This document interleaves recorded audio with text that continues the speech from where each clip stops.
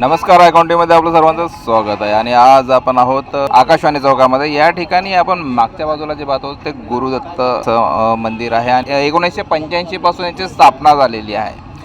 आज जयंतीनिमित्तानं आपण पाहत आहोत पूर्ण जळगावमध्ये सर्वीकडेच भंडाऱ्याची व्यवस्था झालेली आहे आणि भाविक पोट भरून प्रसाद घेत आहेत. या ठिकाणी देखील बरेच जे आयोजक आहेत ते या ठिकाणी आहेत.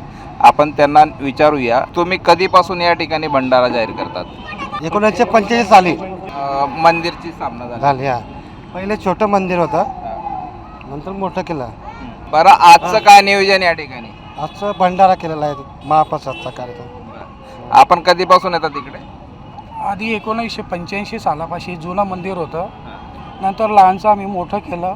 आम्ही सर्व रिक्षावाले मेहनत करतात आणि त्या हिशोबाने आम्ही कार्यक्रम हा पार पाडत असतो.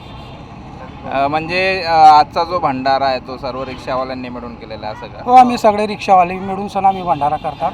आमच्या इथं सर्वांचं योगदान असतं, त्या हिशोबाने आम्हाला प्रेरणा भेटत असते.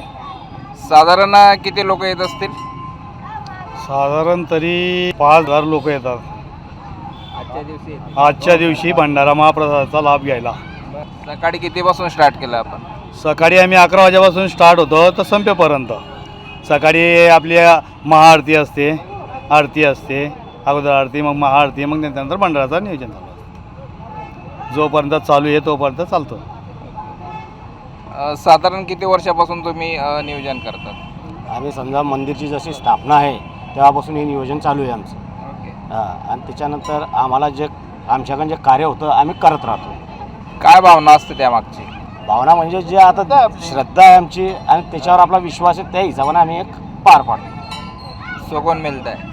सुकून मिलता है, मगर उसके ऊपर ये है.